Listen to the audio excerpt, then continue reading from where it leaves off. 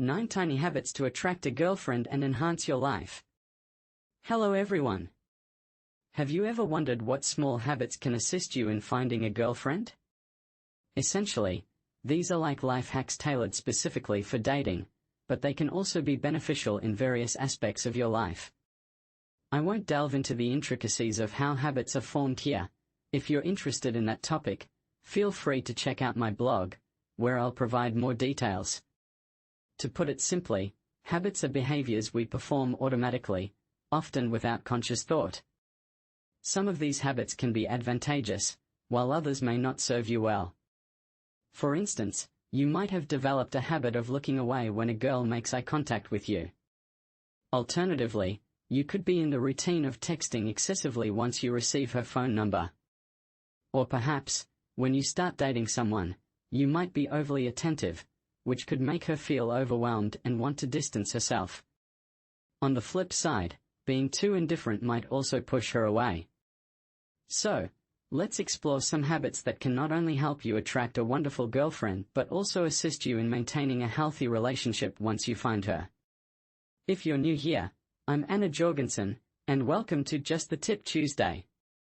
Tip number 1. Take small steps.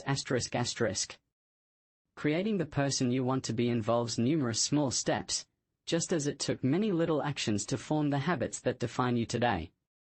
If you aspire to develop new habits and become a better version of yourself, it's essential to start with manageable steps. While some individuals might be able to dive straight into significant changes, most of us benefit from taking gradual steps. This approach is not only easier to handle but also allows you to experience a sense of accomplishment, which releases dopamine, the neurotransmitter that motivates you to continue progressing toward your goals. For example, if you tend to shy away from making eye contact with attractive women, begin by practicing eye contact with people in general. You don't have to start with women you find appealing. Instead, try making eye contact with anyone, perhaps an elderly person or a stranger. If someone looks your way, hold their gaze for a moment. Don't worry about feeling awkward or what they might think. This is simply practice to help you become more comfortable with eye contact. If you're already confident in that area, consider taking the next step by greeting people you encounter. Once you feel at ease with that, you can progress to more challenging interactions. If you're looking for a structured approach, my Wake Up to Love program offers a detailed guide on what steps to take and when. Tip number 2. Cultivate an attitude of gratitude. Before you even meet a girl, you've already made a first impression.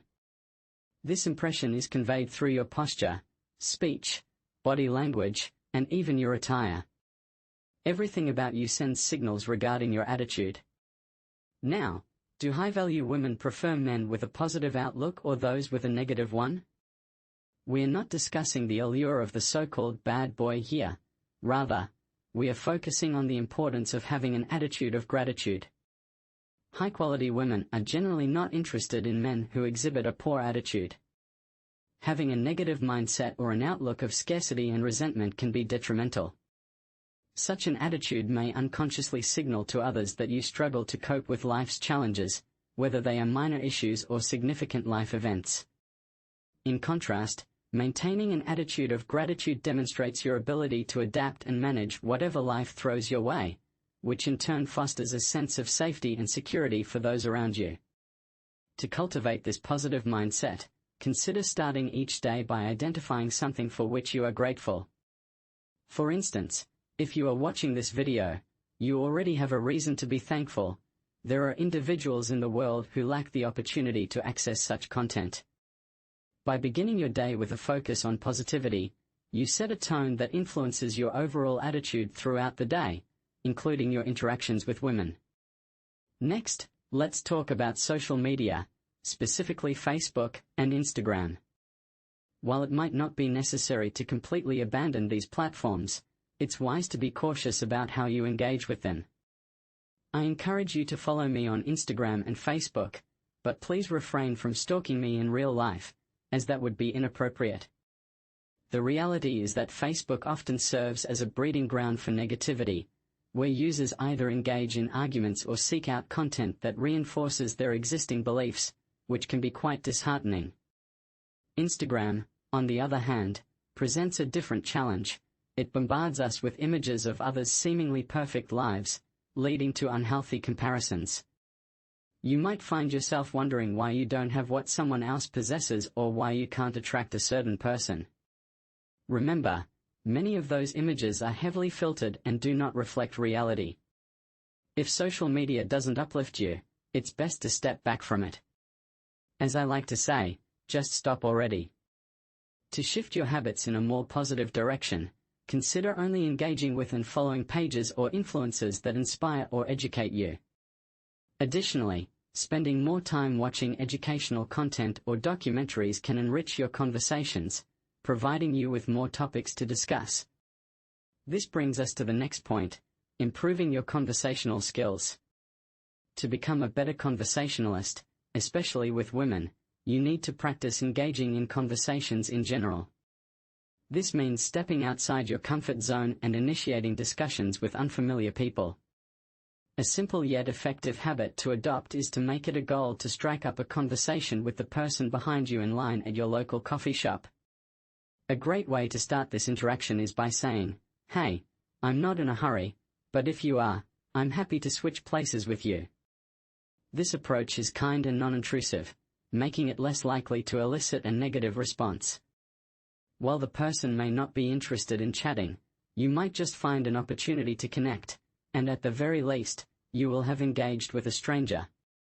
Stepping slightly outside your comfort zone can be beneficial, and it's always a nice gesture to pay it forward when you have the chance.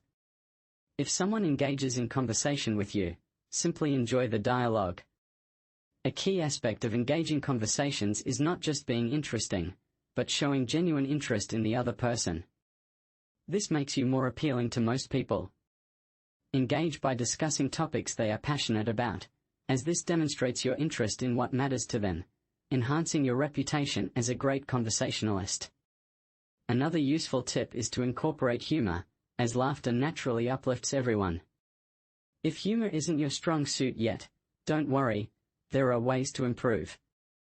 Meanwhile, using someone's name can be effective. It's a subtle way to increase your appeal, as everyone loves hearing their own name. Just be mindful not to overdo it. Moving on to compliments, giving generous and genuine praise is crucial. I've covered this topic extensively in a video, which you can find linked at the end. The key takeaway is to cultivate the habit of complimenting others, which trains your brain to recognize and appreciate positive traits in people. This habit becomes invaluable when you want to compliment someone you're interested in. Compliments should be sincere and can be about anything, from a new tie to a well-executed work report. They don't have to be about physical appearance. Complimenting someone's character shows depth and sincerity. For instance, at work, you might say, "That's a great outfit," or "That color really suits you," or "You have such a sparkling personality." Lastly, exercise is a fantastic habit to adopt. It boosts your mood, improves health, demonstrates commitment, and can help balance hormones, potentially increasing testosterone levels. Regular exercise not only benefits your physical well-being but also enhances your overall confidence and attractiveness. Let's dive into enhancing our lives with a touch of assertiveness and confidence, by incorporating tiny habits that can make a significant difference. For instance, if your current fitness level isn't where you'd like it to be, consider adding a small, manageable activity to your daily routine. Say you're just beginning your fitness journey and looking to shed a few pounds. Your tiny habit could be something as simple as doing 25 push-ups every morning upon waking up. Once this becomes a breeze, you can gradually build upon it. Next up, let's explore the power of self-talk. It's a common misconception that we perform better under negative criticism rather than positive encouragement. In reality, positive reinforcement tends to yield far superior results. Negative self-talk often leads to feelings of defeat and reluctance to try. Unfortunately, we tend to be our own worst critics, berating ourselves with harsh words. It's time to break this cycle. Instead of belittling yourself for not meeting unrealistic expectations, try adopting an encouraging tone. While it may seem unconventional to talk to yourself out loud, especially in public, it's the inner dialogue that truly matters. Begin by fostering more positive thoughts towards yourself. For example, if you've committed to starting your day with push-ups but happen to forget one morning, resist the urge to label yourself a failure. Instead, remind yourself that forming a new habit takes time, effort, and consistency. Promise to give it another shot the following day and plan ahead by setting your alarm a few minutes earlier and laying out your workout gear the night before. This way, you'll be ready to tackle your tiny habit head-on. It's worth noting that our self-talk has a direct impact on our body language and overall attitude. Negative self-talk often correlates with low self-esteem, which can be sensed by others. Conversely, positive self-talk boosts self-esteem and confidence, making you more appealing to those around you. This doesn't mean you should rest on your laurels. It's important to continuously strive for personal growth. However, it does mean refraining from self-deprecation based on your current circumstances. If you're intrigued by this concept and eager to identify areas for self-improvement, as well as aspects to accept and embrace, consider checking out our Wake Up to Love program. This comprehensive guide walks you through a step-by-step process to pinpoint changes that will enrich your life and potentially help you find the partner of your dreams. Self-esteem plays a big role in tiny habit number 8, filtering. When you embrace filtering, you shift from acting needy to projecting high value. In plain terms, filtering means you're quietly evaluating whether someone is a good fit for you, whether she meets the standards you genuinely care about, rather than worrying if she approves of you or trying too hard to impress. Your mindset becomes one of cautious curiosity. You're interested in discovering if she's right for you, instead of seeking her approval at any cost. Imagine you meet a woman who says she'd never date a guy who plays video games all day.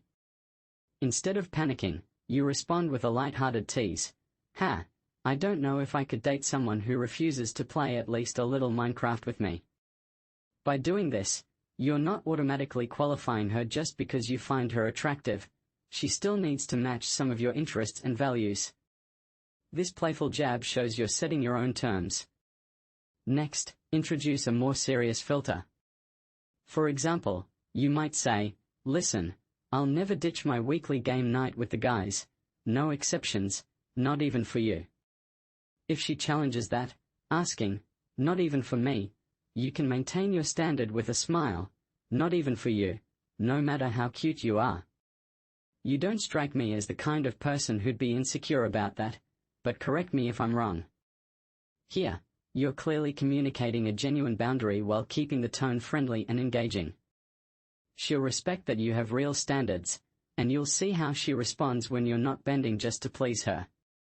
The beauty of filtering is that even if she decides she wants to win your interest, you still get to choose whether she's right for you. Just because she tries harder doesn't mean you have to change your mind. You're continuously deciding if she measures up to what matters most to you. That brings us to tiny habit number 9, always leave them wanting more. A lot of guys misunderstand this principle and think it means acting aloof, ignoring her texts, or playing hard to get in a rude way.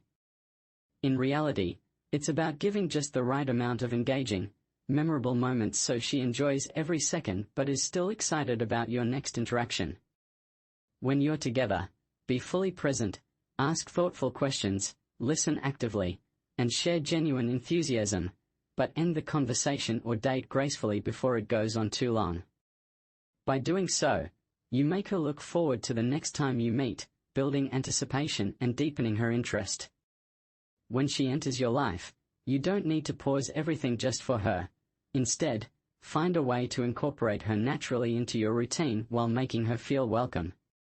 To foster a deep and meaningful connection, it's essential to build emotional intimacy. This involves sharing personal, often vulnerable aspects of yourself, stories, fears, and personal experiences that you haven't shared with others. The trick is to keep her curious by not revealing everything at once. If you spill all your secrets immediately, she might treat you like a parent or therapist, which isn't what you want. Remember, being overly nurturing can lead to disinterest, as seen in mother mode, which tends to dampen romantic arousal. Instead, introduce your vulnerabilities gradually as she proves herself worthy. Decency plays a crucial role here. When you share something personal, she should respect and honor your feelings, showing empathy and kindness. If she mocks you, dismisses your concerns, or behaves rudely, it's a significant warning sign. For instance, if you tell her about how your mother's divorce left her with a negative view of men, observe her response carefully. If she listens with compassion, it's a positive sign. However, if she responds dismissively or rudely, it's a red flag indicating that she may not be the right person for you. It's important not to overwhelm her with too many personal stories all at once. Sharing everything at once can be overwhelming and may not serve your goals. I'll delve deeper into the concepts of positive and negative vulnerability in my next video, which will also explore what defines a genuine man. There's a distinct difference between types of vulnerability, and one can attract women while the other repels them. Given that women are typically drawn to strong, alpha males, it's crucial to balance your vulnerability with demonstrations of masculinity. After sharing a personal story, it's wise to reaffirm your strength to maintain your appeal. Doing this correctly is vital because women seek partners who offer security. Excessive vulnerability shown inappropriately can be perceived as weakness, but when handled properly, it showcases bravery and courage. Conversely, appearing too tough without any vulnerability can come across as distant and unapproachable, leading to feelings of insecurity. Achieving the perfect blend of vulnerability and masculinity is a rare skill, but mastering it will make you extremely attractive to women. It will create a roller coaster of emotions for her, making her feel both secure and excited. She'll see both your strong and caring sides, which is a powerful combination. While few men can strike this balance effectively, those who do will stand out as incredibly desirable partners.